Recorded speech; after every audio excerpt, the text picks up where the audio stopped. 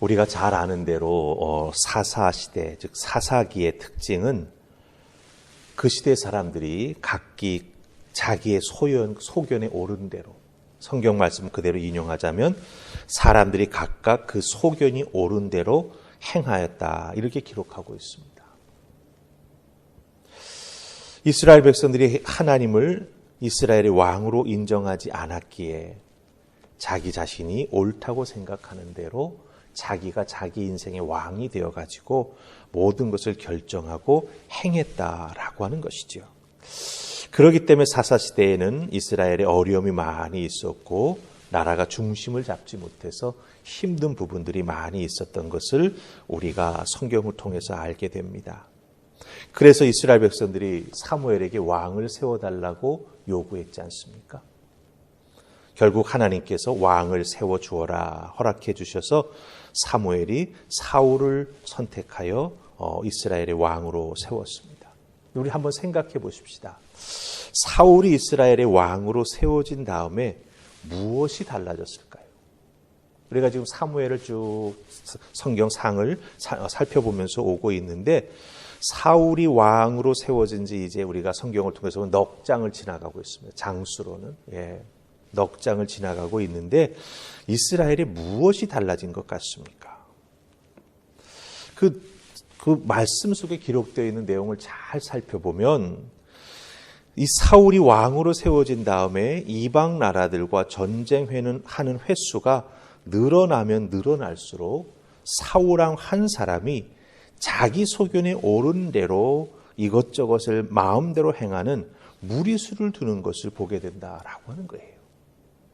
결국은 사사기 시대의 연장선에서 이스라엘의 왕이 세워졌음에도 불구하고 물론 한 사람이지만 사울 왕 자기 소견에 보기에 좋은 대로 옳은 대로 행하고 결정해 나아가는 그런 모습을 보게 된다라고 하는 것입니다. 블레셋과 전쟁을 하고 있지 않습니까?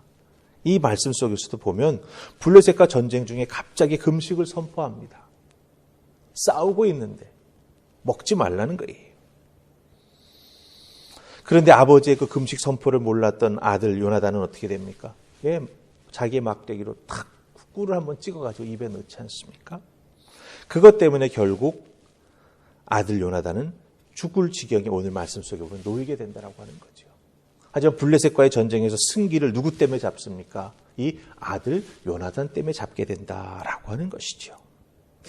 왕은 세워졌는데 이방 나라처럼 왕은 있는데 이스라엘이라고 하는 나라가 안정되고 모든 것이 착착 진행되는 모습은 우리가 찾아보기 힘들다라고 하는 거예요. 오늘 말씀 속에 우리가 왜 이렇게 되는가라고 하는 모습을 조금은 알 수 있는 단초가 있습니다. 우리 36절 말씀 보십시다. 36절 다 찾으셨습니까? 우리가 읽은 첫 절이죠. 36절. 자, 우리 같이 읽습니다. 시작. 사울이 이르되 우리가 밤에 블레셋 사람들을 추격하여 동틀 때까지 그들 중에서 탈취하고 한 사람도 남기지 말자. 무리가 이르되 왕의 생각에 좋은 대로 하소서 할 때에 제사장이 이르되 이리로 와서 하나님께로 나아가사이다 하매. 아멘. 특별히 36절의 앞부분 상반절을 가만히 보면 사울 왕이 이스라엘 군대들에게 뭐라고 말합니까? 밤중에 블레셋 군대를 치러 들어가자라고 하는 거예요. 추격전을 펼치자라고 하는 거죠. 전쟁을 빨리 끝내자 그런 의미로 밤에 블레셋 사람들을 추격하여 진멸하자 이렇게 제안합니다. 여러분 여기서 무엇을 보십니까? 사울 왕은 이스라엘 백성들의 안위는 사실은 별로 관심이 없습니다. 그 밤에 진격해 나아가기 위해서는 무언가 빛이 있어야 되지 않겠습니까? 블레셋도 쳐들어온 지형을 잘 압니다. 이스라엘 백성들도 지형을 잘 압니다. 서로 그런 상황 속에서 전쟁을 해 나아가기에는 사실은 서로에게 다 위험이 너무나 크다라고 하는 거죠. 오히려 깜깜한 밤에, 그렇죠? 예. 이스라엘 군대의 안위는 생각하지 아니하고 오히려 자기가 성취해서 이루어내려고 하는 결과물에 집중하고 있는 그런 모습을 보게 된다고 하는 거예요.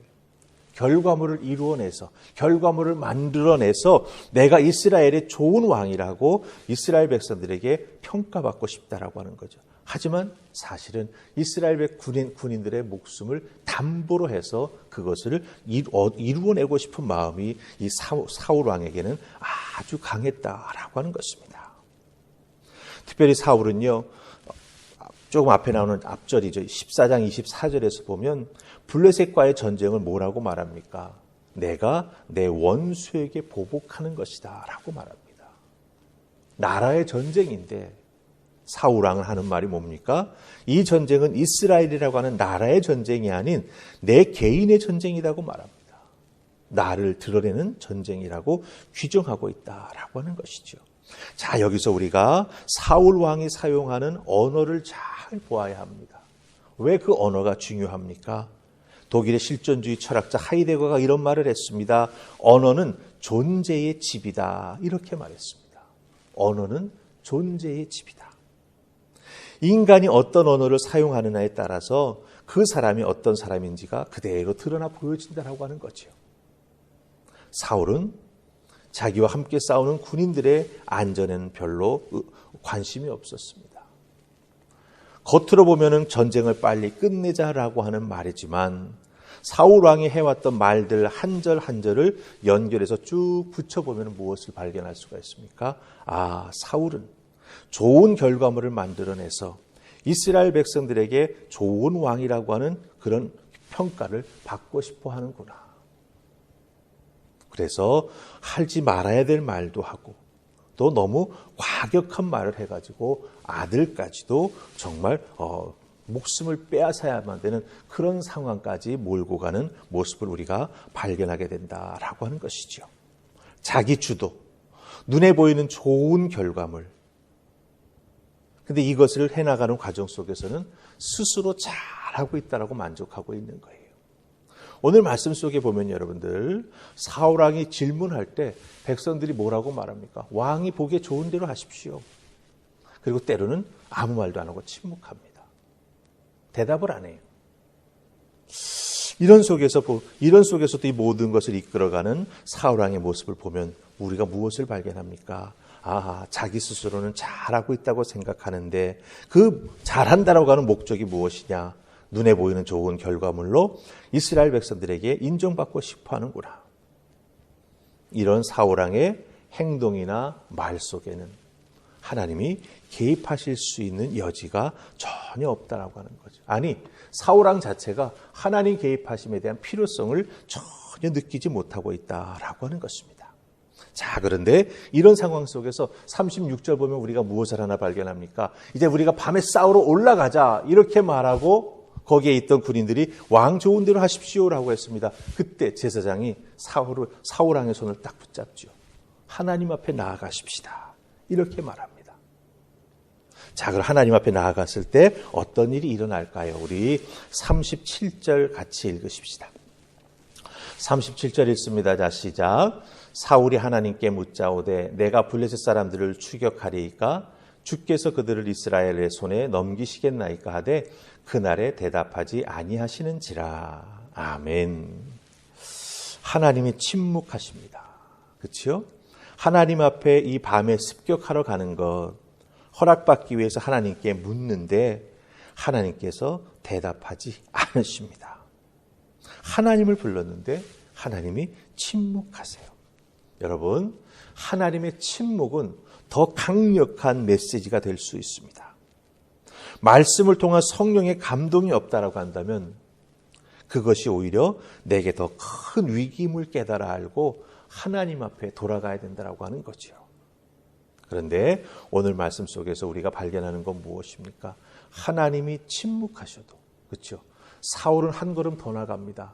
하나님이 왜 침묵하실까? 우리 중에 죄가 있기 때문이다. 그 죄를 밝혀보자. 이렇게 말하면서 결국 제비뽑기를 하는 것을 우리가 여기서 발견하게 된다라고 하는 것이죠. 자, 이 과정 속에서 우리가 한 가지 깊이 살펴봐야 될 게 있습니다. 하나님이 기뻐하시는, 하나님이 원하시는 믿음의 사람은 과연 어떤 사람일까라고 하는 겁니다. 우리들은 이 땅에서 살면서 교육받고 훈련받기를 목적지향적인 삶을 살아가야 된다고 하는 것을 훈련받습니다. 교육받습니다. 그렇기 때문에 뭔가 이루어내야만 내가 살 수 있고 사람들로부터 인정받을 수 있고 이 세상에서 승리할 수 있다고 하는 그런 개념이 우리 속에 가득합니다. 하지만 하나님이 원하는 믿음의 사람은 그런 모습은 아니라고 하는 것이죠. 업적을 통해서 사람들에게 인정받는 사람 하나님이 기뻐하지 않는다라고 하는 것입니다. 그럼 하나님이 기뻐하시는 믿음의 사람은 어떤 사람일까요? 예, 진심으로 하나님의 침묵에 민감한 사람입니다.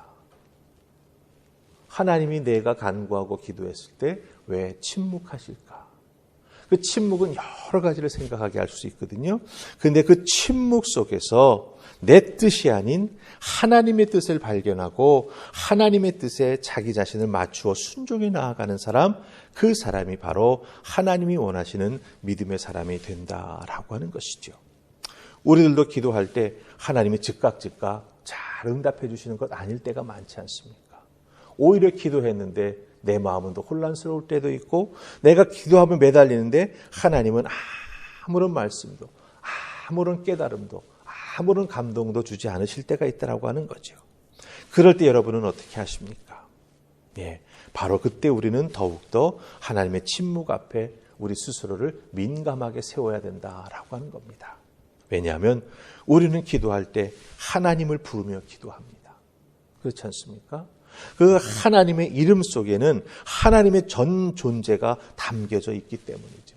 그 하나님을 부르며 우리가 기도하며 나아가는데 하나님이 침묵하신다라고 한다면 그 침묵 속에 무엇이 담겨 있는가라고 하는 것을 깨달아 알기 위해 우리는 잠시 내가 목적했던 바, 내가 추구하려고 했던 방향을 그 자리에서 멈추어 서서 하나님의 음성의 뜻을 구하는 그런 우리가 되어야 한다라고 하는 것이죠. 그래서 자기 뜻이 아닌 하나님의 뜻을 구하며 하나님의 뜻에 자기 자신을 맞추어가는 믿음의 사람이 될 때 우리는 오늘을 살아가는 귀한 하나님의 자녀가 될 줄로 믿습니다. 세상이 원하는 사람은 일을 잘 해나가는 능력의 사람이지요. 하지만 하나님이 원하는 좋은 믿음의 사람은 내 능력이 아닌 하나님의 능력을 깨달아 알고 하나님의 이름을 부르며 하나님 뜻 가운데 하나님의 능력이 어떻게 이루어져 나아가는가를 한 걸음 뒤에서 보고 따라 나아가고 순종하는 사람이다라고 하는 것 꼭 기억하시고 하나님 앞에 귀한 믿음의 사람으로 세워져 가실 수 있기를 주님의 이름으로 축복합니다. 아멘. 우리 기도하십시다. 좋으신 하나님 은혜 감사합니다. 오늘 주신 말씀 속에서 이스라엘에게 하나님께서 사울이라고 하는 왕을 주셨는데 사사기와 비교해서 별반 달라진 것이 없습니다. 모든 책임은 왕이라고 하는 한 사람이 지지만 그 왕이라고 하는 한 사람이 결정해 나아가는 것은 결국 자기 소견에 좋은 대로입니다. 하나님의 뜻을 구하는 우리가 되게 하여 주시옵소서. 오늘 우리가 살아가는 세상은 내가 내 인생의 주인으로 살아가야 된다라고 말합니다.